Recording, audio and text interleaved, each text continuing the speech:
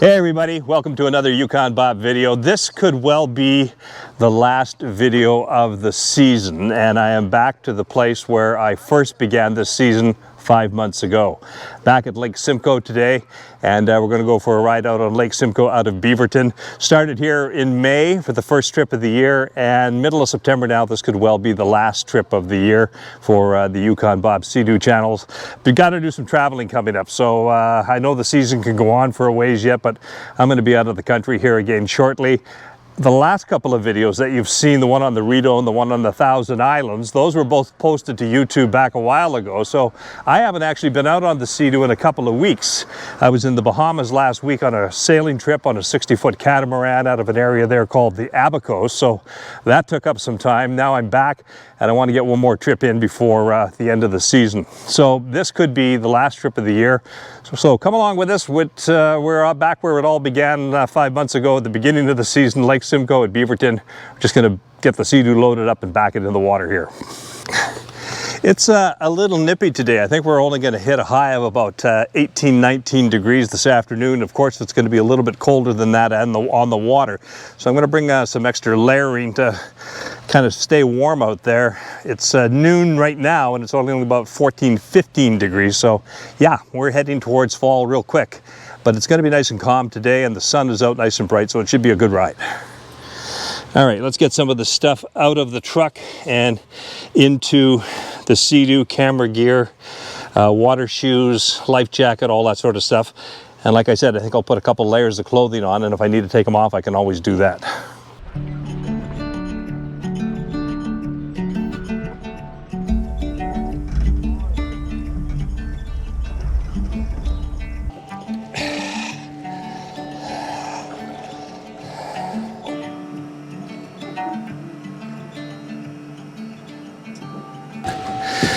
Okay, that should be okay. Pull out and park the truck, which needs to be parked up top.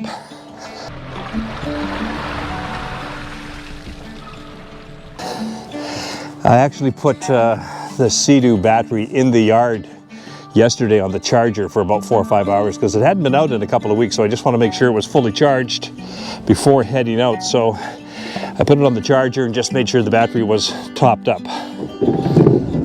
And there we go, starts okay. That's great. So the water pretty murky right in here at Beaverton, right in the launch site, but once you get out onto the lake, the water cleans up quite a bit. One thing I forgot to bring today that I tried to pick up at a gas station a couple of places along the way up at those just roadside gas stations is some fuel stabilizer, to put some fuel stabilizer into the gas tank and let it run through the engine a bit. Did not manage to get any of that, so I can always add that later, but it's nice to add it when you're out on the water and you're running the machine for a while, so you can get it circulated throughout the entire engine, just in case this is the last ride of the year. Anyway, I can always add that a little bit later. It won't be as effective as running it for a while on the water, but at least the stabilizer will be in there. There's the launch right there. 2 launches, 1 on each side. All summer that was a pretty good ramp. It's a little slippery right now in the fall. A little bit of algae has kind of formed on the ramp, so it's a little slick. I don't know if that's the case with all ramps this time of year, but it is the case here in Beaverton. I remember when they just put up the ice cream sign there and the ice for sale sign in the spring, and here we are 5 months later, end of the season already. It sure goes by fast. Better put that life jacket on before I hit the throttle and it goes flying off the back. It wouldn't be the first time that I've done that. It has happened. The good thing to see is that the life jacket does float, so you can always go back and get it. Once, I think on this lake, it blew off and I had to go back like 7 miles, 6 miles or something like that to where I think it blew off. And I went back and I cruised around and I did find the life jacket floating in the water. Pulled it out and it was as good as new.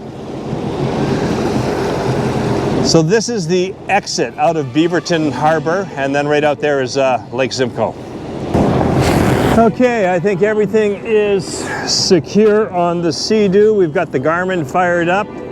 And we've also got Navionics running, so we've got both navigation systems. Not that I need them really on this lake, because I kind of know this lake a bit and I know where I am, but we'll play around with the Garmin a little bit today. I haven't had a lot of opportunity to play with it, just to see how it works. I've only had it maybe 2-3 times on the water now, where it's been fully loaded with the maps and working properly.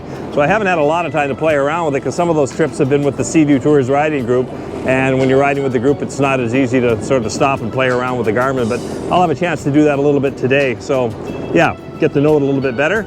I think everything is secure on the Seadoo, and we are ready to go.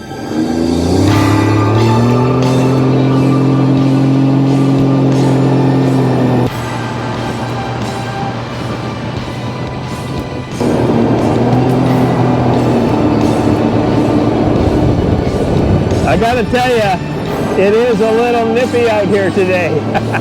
I may have to put some gloves on later.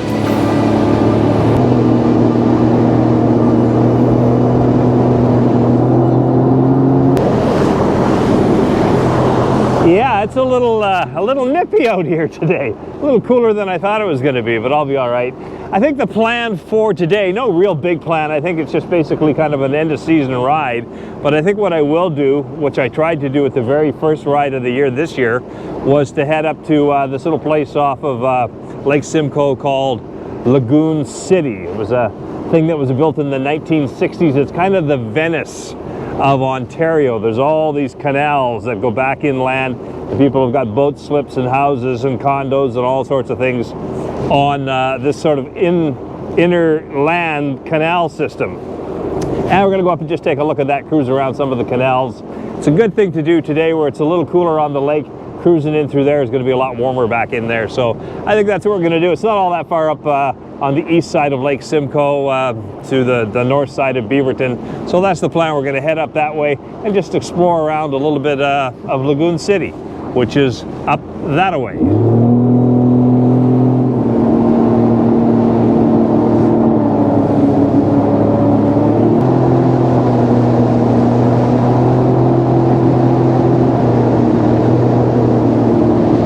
Just playing around with the Garmin GPS a little bit. You see that magenta? I think that's the color name, the magenta line there with the flag at the end. I've just kind of programmed a route which will take us up to Lagoon City, and you just sort of follow that magenta colored line all the way up there. It's kind of cool because it gives you a really good reference point, just sort of the direction that you need to go to get to a location. It even gives you a calculation of your arrival time and that sort of stuff. So kind of handy. One of the things I'm just kind of getting used to. There are ways to plot waypoints on the Garmin GPS, and then you can do an auto routing thing, or you can kind of move that line around a little bit to go in sort of a specific path to get to where you want to go.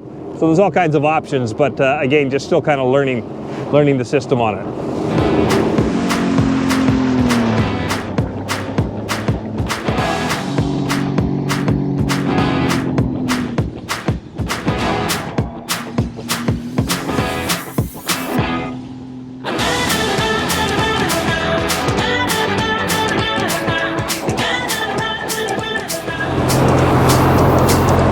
So this break wall here is the entrance to Lagoon City.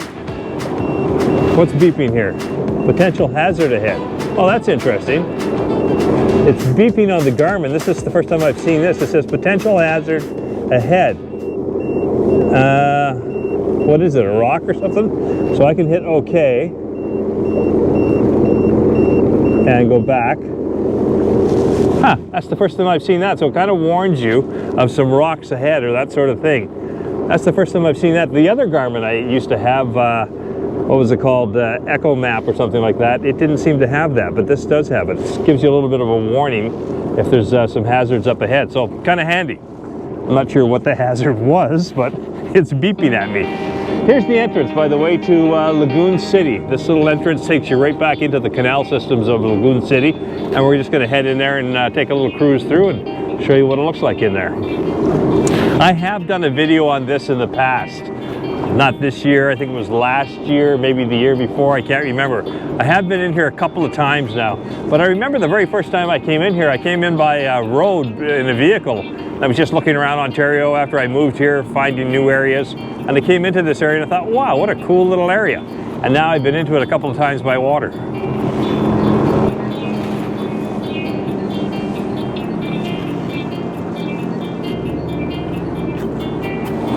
Not sure if it's still open or not, but this is Pier 1 at Lagoon City, right on the entrance as you come into Lagoon. Yeah, it says open right there, so it is open. Restaurant right here.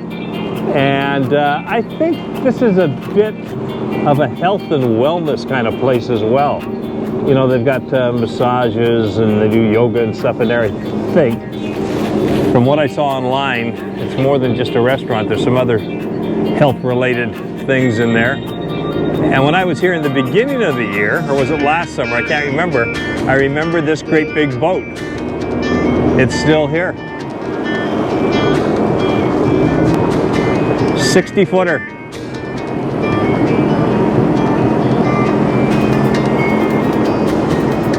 That's the kind of stuff I was seeing down in the Bahamas last week. Down there you sort of understand it because you've got the entire ocean, all of the Avocos, all the Exuma Islands, all the Caribbean is at your back door with a boat that size. But it seems a little big, a little overkill for here on Lake Simcoe. Of course, if you got the money, who cares?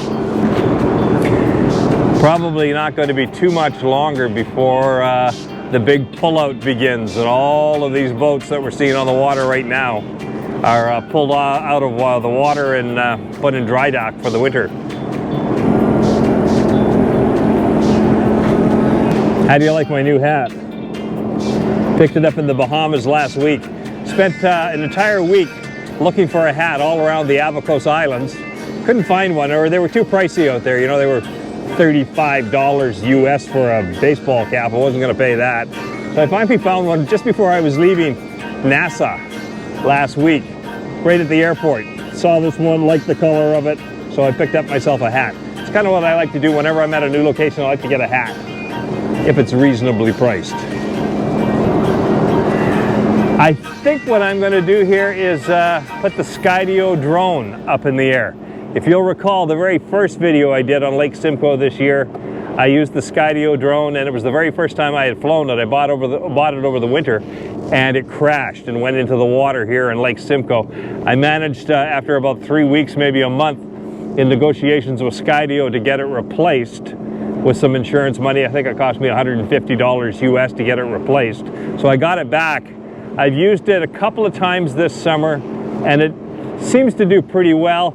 Always a little nervous flying it, so I think what I'm going to do is try to put it in the air here, because we're moving nice and slow. It should have no trouble tracking me, and just get some shots of the lagoon area as we kind of cruise around it.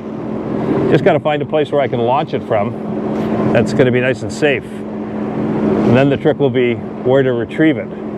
I can maybe try and catch it on the Seadoo, but I kind of like to land it on a bit of land, even if it's somebody's front yard, right beside the water. Okay, I think the Sudeyko drone is ready to launch. I'm going to hand launch it right off the Seadoo. Why does it say unsafe launch space? Oh, if I turn it that way, that's right. Okay, so if I turn it away from me, it'll launch and then it'll go up in the sky and it'll look back at me. So I'm just going to set this down like this.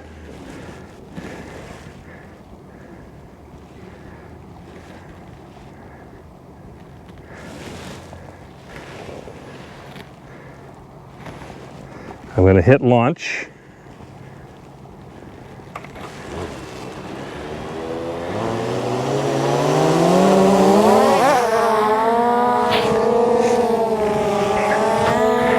Okay, there it is up there. All right, let's hope this goes okay.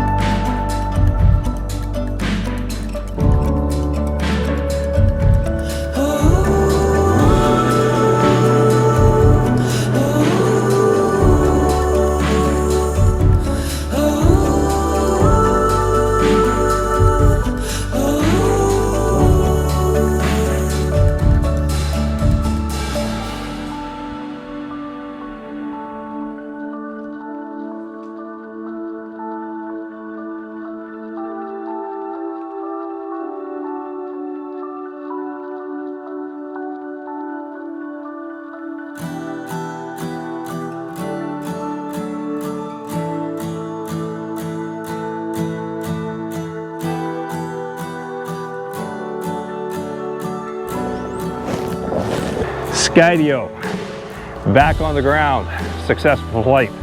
That was good. Hope some of that video turned out to be pretty good. I got some stuff sort of 360 moving all around the Seadoo and the canal, and then some stuff from higher up. Didn't want to get it too far away. You can move it back quite a ways, but it moves from kind of a GPS lock. When it gets too far away, it goes on to GPS lock. When it's closer, it's on the lock with the beacon. It sort of visually sees you. But when you get further away, it moves to GPS, and it's not quite as steady. So I didn't want to get it like losing signal with me too far away, so I didn't move it that far back. Now what I'm going to do, see that guy over there? I went past him. He's thrashing in the water here, getting all the weeds out. What I'm going to do now is send the other drone up, the DJI, and I can control that one a lot better. Okay, this is the DJI Air 2. I also had the Air 2S, but that's the one I crashed into the water back a little while ago, about 3 or 4 videos ago this summer. I didn't show you that crash, but I did mention that I'd lost another drone. That was the Air 2S, which is the better version of this one. I wish I'd lost this one instead. This is the Air 2. I've crashed this one a couple of times, but I've always gotten it back, and it just seems to have 9 lives, this particular drone. Okay, let's see if we can fire it up.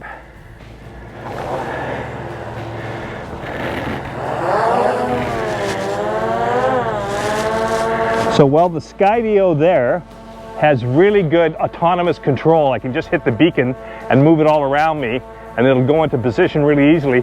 This one flies with the remote controller much better than the Seadoo does, and it gives me a lot more control with the controller. The Seadoo controller is not as good. Turn that around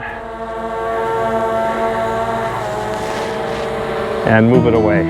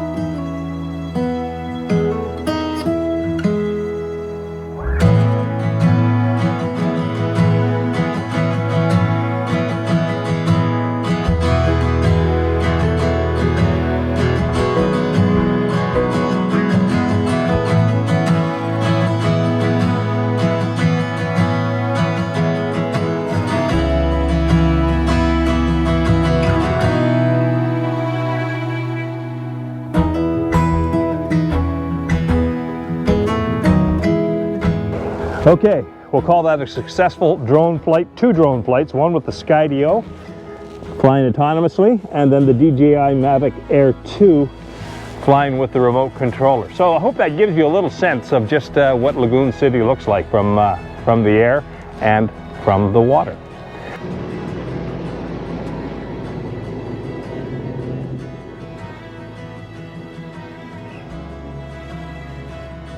Take a look at this little boat right here. Now that looks like my favorite boat, the Ranger Tug, except in miniature. I didn't think they made them that small. Actually, I don't think that's a Ranger Tug, but that's a neat little boat. It's sort of a mini version of a Ranger Tug. Looks like a toy version. It's interesting. Don't actually think that's a Ranger Tug though, because I've seen their website and looked at their boats. I don't think they make one that small, but it sure looks like one. All right, so just up here is where we're going to head back to the channel, and then out onto Lake Simcoe again. From Lagoon City back out to the big water of Lake Simcoe. I don't know if you knew this or not, but Lake Simcoe is the 4th largest freshwater lake in Ontario. Wholly in Ontario. That means you don't count Lake Ontario, any of the Great Lakes, because they're connected with the United States waters as well. But in terms of the size of lakes wholly in Ontario, Lake Simcoe comes in at number 4. I think the coastline, the circumference around Lake Simcoe is 240 kilometers if you were to follow the shoreline and go all the way around. See, that thing is beeping again, just like it did before, right at the same place, potential hazard ahead. I wonder what that is. I'll click OK.